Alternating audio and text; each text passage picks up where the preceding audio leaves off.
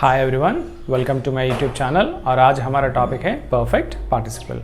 तो perfect participle क्या है और परफेक्ट पार्टिसिपल के साथ हम दो सिंपल सेंटेंसेस को कैसे ज्वाइन कर सकते हैं, आज के इस क्लास में हम देखेंगे।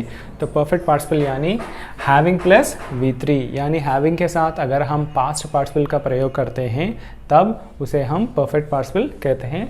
और हैविंग प्लस V3 को हम एक्टिव वॉइस में यूज़ करते हैं, यानी अगर सब्जेक्ट एक्टिव है तब हम हैविंग प्लस V3 का प्रयोग करते हैं। अगर सब्जेक्ट इनएक्टिव यानी पैसिव है तब हम हैविंग बीन प्लस V3 का प्रयोग करते हैं।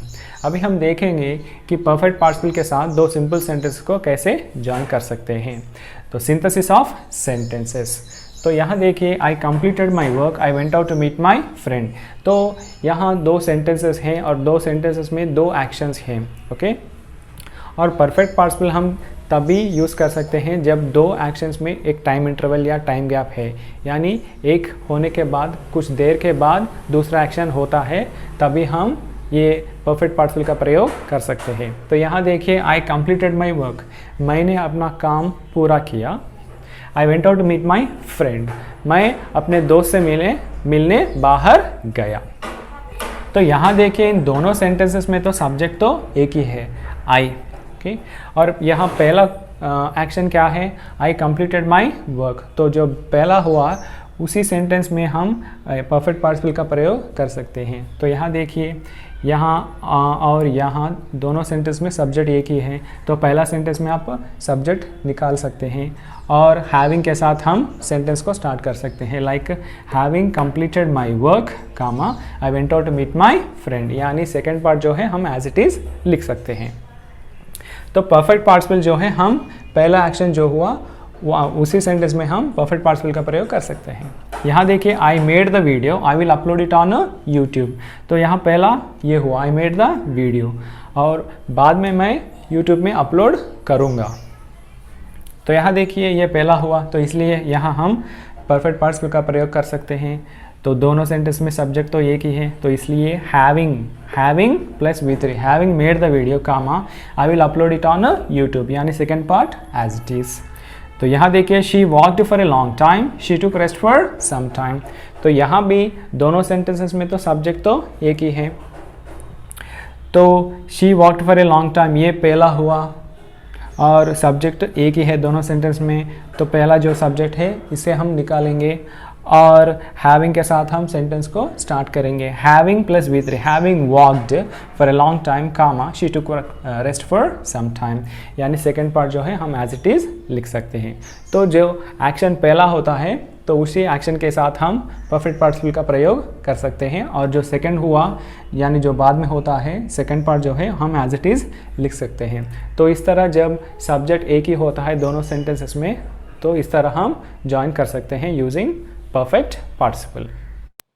अभी हम देखेंगे दो सिंपल सेंटेंसेस में अगर दो अलग अलग सब्जेक्ट्स हैं तो परफेक्ट पार्टिसिपल को यूज़ करके उन दो सिंपल सेंटेंसेस को कैसे ज्वाइन कर सकते हैं। तो यहाँ देखिए, synthesis of sentences when subjects are different. तो एग्जांपल है, father return from the office, we stopped watching TV. तो इन दोनों सेंटेंसेस में तो दो अलग अलग सब्जेक्ट्स हैं। पहला सेंटेंस क्या है, father return from the office, और यहाँ सब्जेक्ट क्या है, father. We stopped watching TV, और यहाँ सब्जेक्ट क्या है, वी। तो दो अलग अलग सब्जेक्ट्स हैं। तो अभी हम परफेक्ट पार्टिसिपल को यूज करके इन दोनों सेंटेंसेस को कैसे ज्वाइन कर सकते हैं अभी हम देखेंगे। तो पहला सेंटेंस या पहला एक्शन क्या हुआ, पहला एक्शन तो father return from the office, और यहाँ सब्जेक्ट क्या है, फादर। तो हम सब्जेक्ट एज इट इज लिखेंगे, फादर, और उसके बाद हम परफेक्ट पार्टिसिपल का प्रयोग करेंगे, यानी having plus V3, having returned, okay. Father having returned from the office comma, और जो सेकेंड सेंटेंस है, वी स्टॉप्ड वाचिंग टीवी, हम एज इट इज लिखेंगे, we stopped watching TV, okay. तो यहाँ क्या है कि हम सब्जेक्ट्स को निकाल नहीं सकते, हम सब्जेक्ट्स को एज इट इज लिखेंगे क्योंकि यहाँ सब्जेक्ट्स अलग अलग हैं। हमने पहले देखा कि अगर दो सेंटेंसेस में सब्जेक्ट्स एक ही हैं तो पहला जो एक्शन होता है और वहाँ जो सब्जेक्ट है उसको निकाल के हम परफेक्ट पार्टिसिपल के साथ आंसर को बिगिन करते हैं।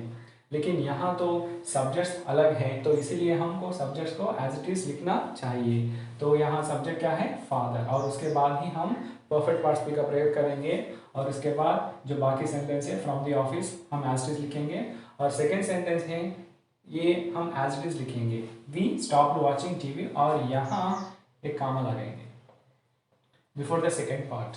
तो इस तरह हम दो सिंपल सेंटेंस को जॉइन कर सकते हैं।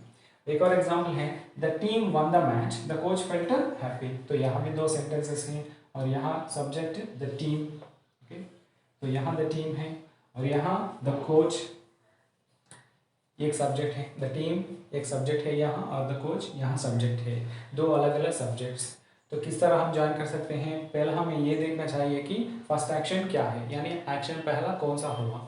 The team one the match, ये पहला एक्शन है, तो यहाँ से हम सब्जेक्ट को एज इट इज लिखेंगे द टीम, और उसके बाद हम परफेक्ट पार्टिसिपल को लिखेंगे having plus V3 having one, और उसके बाद the match as it is comma, comma लगाएंगे, कामा के बाद जो सेकेंड सेंटेंस है वो एज इट इज लिखेंगे, लेकिन यहाँ कैपिटल लेटर है, यहाँ स्मॉल लेटर है, द कोच फेल्ट हैप्पी।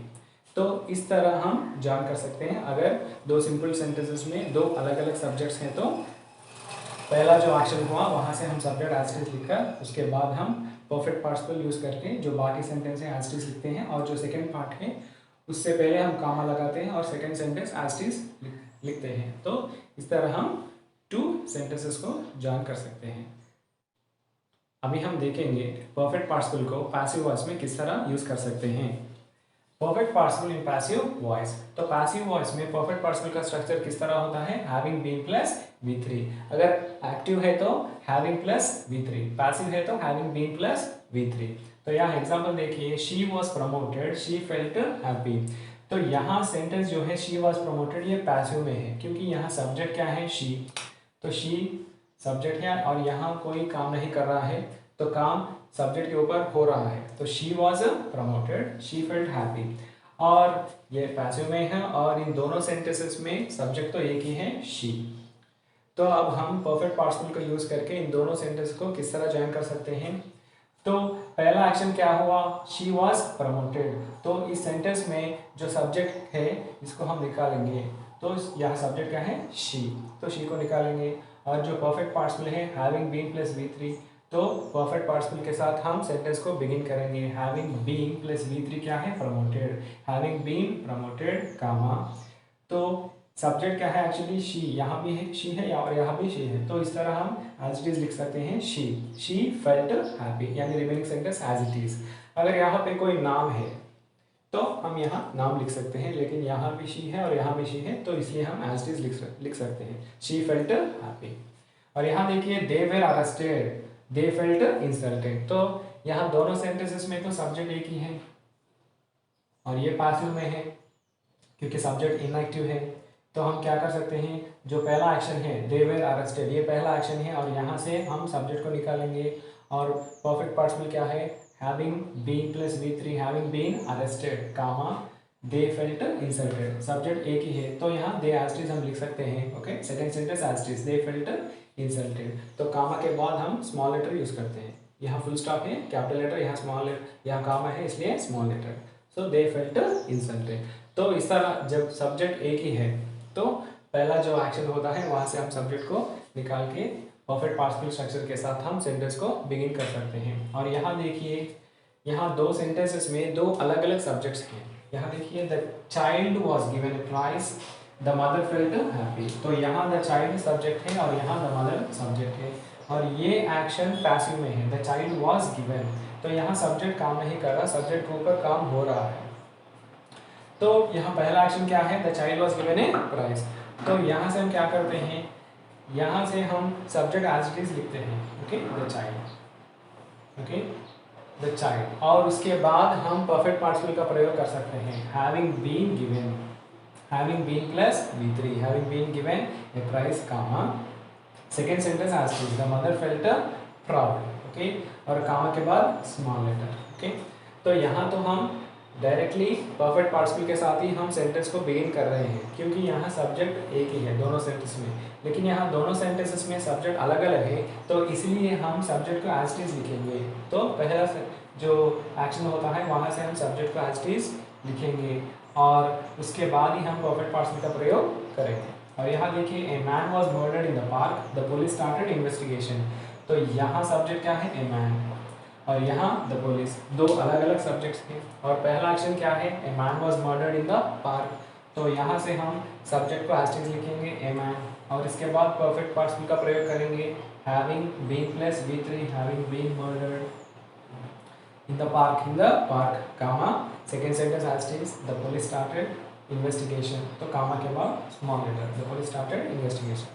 तो इस तरह हम पैसिव वॉइस में परफेक्ट पार्टिसिपल का यूज़ करके दो सिंपल सेंटेंस को जॉइन कर सकते हैं। So this is all about perfect participle. Thanks for watching.